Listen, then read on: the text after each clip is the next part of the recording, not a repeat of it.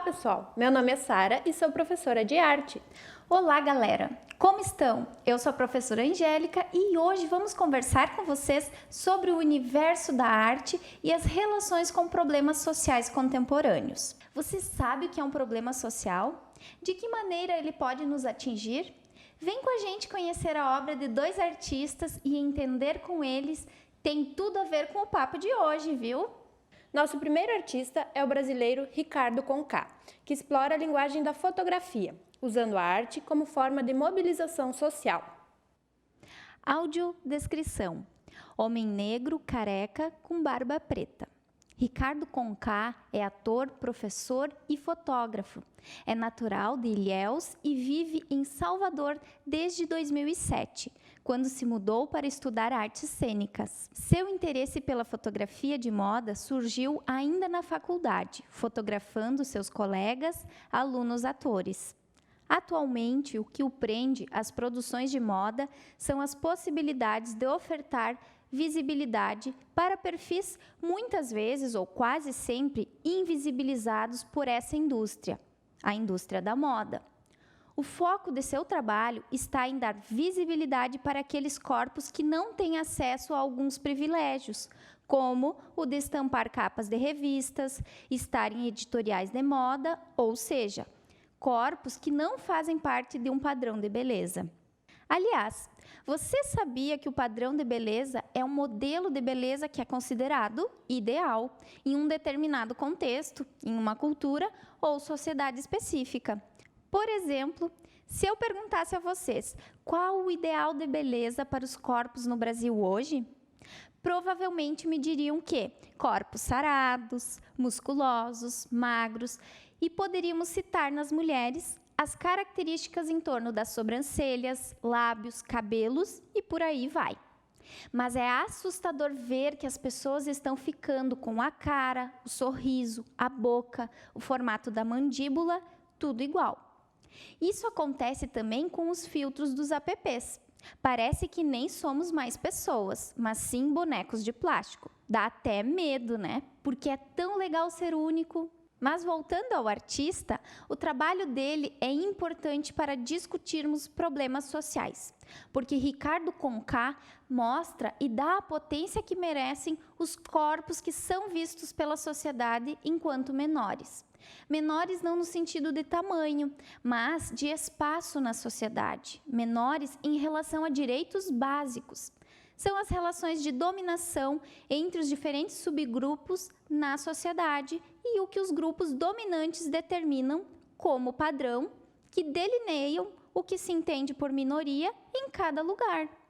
Mais adiante falaremos um pouco mais sobre esse conceito de minorias sociais. Ricardo Conká aborda a temática da representatividade negra, selecionando seus modelos fotográficos, incluindo em algumas obras referências das religiões afro-brasileiras e adereços culturais de origem africana. Também busca dar visibilidade às questões de gênero, fazendo fotografias de casais que não se enquadram no padrão da heteronormatividade. Mas o que é heteronormatividade? É o conceito de que apenas os relacionamentos entre pessoas de sexos opostos, ou heterossexuais, são normais ou corretos. A heteronormatividade enxerga a heterossexualidade como a norma da sociedade, ou seja, apenas casais héteros são aceitos, aqueles formados por um homem e uma mulher. Ricardo Conká entrelaça gênero e raça em suas obras. Nos mostra corpos reais, mas mesmo sendo reais e próximos de nós, é como se fossem invisíveis, por não atenderem a padrões midiáticos e sociais, não ocuparem os mesmos espaços que aqueles que se enquadram no padrão. Com suas fotografias, o artista nos provoca a pensar: quais padrões corpóreos temos na sociedade atual? Qual o padrão de relacionamento que esperam de nós? Quantos poucos se encaixam nesses padrões? Onde ficam os demais, aqueles que não são vistos, não são mostrados? Outra artista que conheceremos hoje, também brasileira, criou em 2015 uma série de retratos de mulheres, tratando das diferentes situações de preconceito que enfrentam diariamente.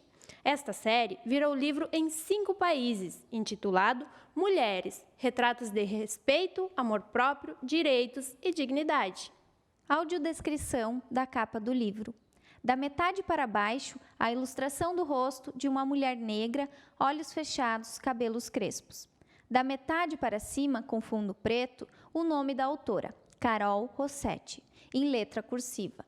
Abaixo, com letra de forma e em tamanho maior, escrito Mulheres.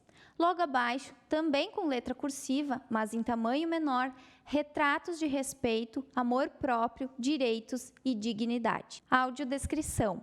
Foto da artista. Imagem em preto e branco. Mulher jovem, magra, pele clara, cabelos castanhos e longos, levemente ondulados. Na foto, a artista está com o rosto virado para sua direita. Carol Rossetti é designer, ilustradora e escritora.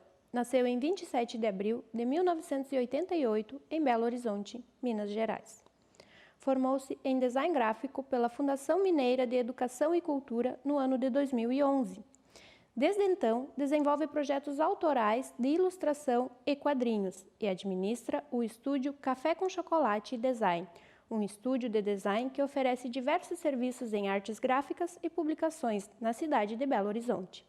Carol conta que sempre conviveu com uma série de pequenas restrições cotidianas sobre o seu corpo e o das tantas mulheres que fazem parte da sua vida. E depois de um tempo, isso começou a incomodá-la. Segundo a artista, esse controle é tão parte da nossa cultura que nem sempre nos damos conta de como ele é cruel e o quanto restringe nossas escolhas pessoais. Para Carol Rossetti, não basta discutir exclusivamente as questões que afetam um grupo específico de mulheres. É preciso também discutir racismo, homofobia, bifobia, transfobia, elitismo, xenofobia, opressão contra pessoas com deficiências físicas. A luta por igualdade e respeito é muito ampla e deve ser inclusiva. E essa inclusão, mencionada pela professora Sara, pode ser vista nas ilustrações de Carol. A artista explora em sua obra o uso das linguagens verbal e não verbal, ou seja, usa o desenho juntamente com a escrita. Ao centro, em um círculo, a ilustração representando a mulher mencionada na escrita. Vejamos alguns exemplos. Obra 1. Maia já ouviu que seria linda se sua pele não fosse tão escura. Maia, tom de pele não determina nem beleza nem feiura, mas pode desmascarar o preconceito de alguns. Você é linda do jeito que você é. Na obra 2, Jane ouve de várias pessoas que ela ficaria muito bonita se emagrecesse. Jane, sua beleza e seu amor próprio não são medidos em quilos, e é provável que quem te disse isso fosse mais bonito se tivesse a língua menor. Na obra 3, Maíra adora seu black, só que já disseram por aí que seu cabelo é feio, bombril, vassoura, grosseiro, ruim. Maíra, não alisa por causa disso não. Seu cabelo é memória, ancestralidade, identidade, força e muito amor. Seu cabelo, além de lindo, é só seu. Você é quem manda. Na obra 4, a família de Bianca não gosta do estilo de suas roupas. Bianca, você pode se vestir o que quiser, da maneira que se sentir mais confortável e que melhor expressar a sua identidade. Obra 5. Camille já ouviu que não deveria se sujeitar à transição hormonal de gênero porque ela gosta de mulheres. Camille, sua identidade de gênero não tem nada a ver com sua sexualidade. Você tem todo o direito de querer fazer a transição, mesmo sendo lésbica. Na obra 6, quando Graça manifestou pela primeira vez seu desejo de fazer parte das Forças Armadas de seu país, alguns disseram que não era serviço de mulher. Hoje, Graça é comandante e adora seu trabalho. Isso mesmo, Graça não permite que ninguém, além de você, defina seus sonhos. Obra 7. Disseram para Thaís desistir de seu sonho porque algumas profissões seriam realmente só para homens. Thaís foi a primeira mulher de sua cidade a se tornar piloto de avião e não se arrepende de não ter escutado maus conselhos. Obra 8. Quando Tina denunciou o assédio de um professor, perguntaram se ela ia querer continuar com a denúncia, pois seria muito ruim para a família dele. Tina não entendeu como assediar alguns impunemente seria algo positivo para a família do professor e prosseguiu com a denúncia, apesar da falta de apoio da universidade. Obra 9. Quando Margot contou às amigas da tentativa de estupro que sofreu em uma festa, algumas disseram que ela estava pedindo por causa das roupas que estava usando. Margot, você pode usar as roupas que quiser e isso não dá direito a ninguém de encostar em seu corpo sem o seu consentimento. Obra 10. Rosa escolheu não ter filhos. Sem problemas, Rosa. A maternidade é uma escolha e sua recusa não te torna menos mulher. Estas ilustrações foram alguns exemplos da diversidade de mulheres que a artista retrata. Tão diferentes, mas são tão iguais quanto aos julgamentos e comentários inapropriados que ouvem diariamente a respeito de seu corpo, suas escolhas, suas vidas. Você pode ver mais ilustrações acessando o endereço que está aparecendo aqui na telinha. Os dois artistas que conhecemos hoje, tanto Ricardo Conká como Carol Rossetti, dão visibilidades às minorias sociais em suas obras, conforme vimos no início da aula. Você aí de casa, já ouviu esse termo? Sabe o que são as minorias sociais? O primeiro ponto a esclarecer é que uma minoria não está sempre em menor número na sociedade. Inclusive, na maioria das vezes, são a maioria absoluta em números. A palavra minoria, neste caso, não se refere a um número menor de pessoas, em sua quantidade, mas sim uma situação de desvantagem social. Ou seja, não é o fator numérico o essencial para que uma população possa ser considerada uma minoria. Comportamentos discriminatórios e preconceituosos também costumam afetar os grupos minoritários. As minorias podem ser discriminadas por diversos motivos. Alguns exemplos são étnicos, religiosos, de gênero, de sexualidade, linguísticos, físicos e culturais. Se pensarmos que nosso país é o que mais mata pessoas LGBTQIA+, no mundo, sendo registrada uma morte a cada 16 horas, se diariamente vemos a população negra sendo vítima de diferentes tipos de violência, dentre elas a policial e o racismo em suas mais diversas formas e proporções, vemos notícias de mulheres sendo estupradas, mortas por seus parceiros, tendo seus direitos negados, suas vozes caladas, podemos afirmar que as mulheres, a população negra e a população LGBTQIA+, são minorias sociais. Por isso, a importância de obras como as que conhecemos hoje. Um olhar para a diversidade de corpos, de relacionamentos e de vidas. E um apelo por respeito às diferenças. Esta foi a aula de hoje. Falamos sobre um problema que nos afeta muito enquanto sociedade. Não termos nossos direitos assegurados e atendidos de maneira igualitária. Ainda somos uma sociedade de privilégios, infelizmente. Conhecemos dois artistas brasileiros incríveis que ecoam as vozes de minorias, de grupos excluídos socialmente. Mas este tema não se encerra por aqui. Fiquem ligados que nossa próxima aula falará sobre democracia, direitos e deveres e sobre os princípios fundamentais para uma sociedade ser verdadeiramente democrática. E agora, fiquem com a aula de ciências, que também tratará de problemas sociais contemporâneos, ou seja, atuais. Olhando agora para o meio ambiente e nossos biomas. Fiquem ligados. Até mais, galerinha. Abração. Até mais, pessoal!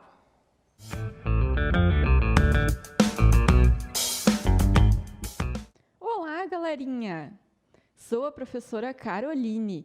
Na aula de ciências de hoje, vamos falar um pouco sobre os problemas sociais contemporâneos e sustentabilidade. Sabemos que nosso meio ambiente sofre grandes prejuízos a cada ano e os biomas do Brasil estão sofrendo seríssimos problemas com isso. Mas você sabe o que são biomas? Biomas são regiões que compreendem grandes ecossistemas constituídos por uma comunidade biológica com características semelhantes. Segundo o Instituto Brasileiro de Geografia e Estatística, o IBGE, o Brasil possui 6 biomas. Como podemos ver eles? Amazônia, Cerrado, Caatinga, Mata Atlântica, Pantanal e Pampa. Vamos falar sobre cada um deles. Vamos começar falando sobre a Amazônia. Este bioma compreende uma área na qual se encontra a maior floresta tropical do mundo. É o maior de todos os biomas brasileiros. Caracteriza-se pela presença de diversos ecossistemas e por deter grande biodiversidade na fauna e na flora. O clima dessa região é quente e úmido, e sua densa vegetação é caracterizada pela floresta amazônica, com árvores de grande porte. O nosso próximo bioma é o Cerrado. O Cerrado é considerado o segundo maior bioma da América Latina e do Brasil. Conhecido como a savana brasileira, apresenta grande biodiversidade. O clima predominante no Cerrado é tropical sazonal, com períodos de muita chuva e secas. Já a sua vegetação é caracterizada por árvores de troncos retorcidos, gramíneas e arbustos. Em geral, as árvores são de pequeno porte e esparsas. Agora, vamos falar sobre a Caatinga. A Caatinga compreende cerca de 11% do território brasileiro, ocupando boa parte da região Nordeste até a porção norte de Minas Gerais. Considerado o bioma mais seco, a Caatinga apresenta baixos índices de chuva. Típico do clima semiárido, localizado no sertão nordestino, a Caatinga apresenta uma vegetação arbustiva de médio porte, com galhos retorcidos e folhas adaptadas para os períodos de seca. Os cactos são característicos da Caatinga. Já o bioma Pantanal é considerado uma das maiores planícies alagadas do mundo, compreendendo os estados do Mato Grosso e Mato Grosso do Sul. É o menor bioma em extensão territorial do Brasil, ocupando cerca de 2% do território nacional. O clima predominante é tropical continental, com altas temperaturas e chuvas de verão chuvoso a inverno seco. A vegetação do Pantanal é marcada pelas gramíneas, árvores de médio porte, plantas rasteiras e arbustos. E a Mata Atlântica? Esse bioma ocupa cerca de 13% do território brasileiro e compreende as regiões costeiras do Brasil, indo dos estados do Rio Grande do Norte ao Rio Grande do Sul. O clima predominante é tropical úmido, com altas temperaturas e índice de chuvas. A vegetação nesse bioma é marcada pela presença de árvores de grande e médio porte, formando uma floresta densa e fechada. Agora, vamos falar sobre o nosso último bioma, o Pampa. O Pampa é conhecido também como Campos Sulinos. Ocupa cerca de 2% do território brasileiro, abrangendo o território do estado do Rio Grande do Sul. O clima é subtropical, com 4 estações do ano bem definidas, e sua vegetação é marcada pela presença de gramíneas, arbustos, árvores de pequeno porte. Para proteger os biomas brasileiros, foi criado o Sistema Nacional de Unidades de Conservação, que nós chamamos de SNUC, a sigla, através da Lei nº 9.985, de 18 de julho de 2000. Após décadas de esforços conjuntos que envolveram cientistas, legisladores e a sociedade civil, num processo que conferiu relevância às 336 unidades de conservação do nosso país, hoje, as unidades de conservação são geridas pelo Instituto Chico Mendes de Conservação da Biodiversidade, que chamamos pela sigla de ICMBio. Como podemos ver na imagem, o objetivo dessa unidade é proteger, preservar e conservar a biodiversidade. E como a lei define essas unidades de conservação?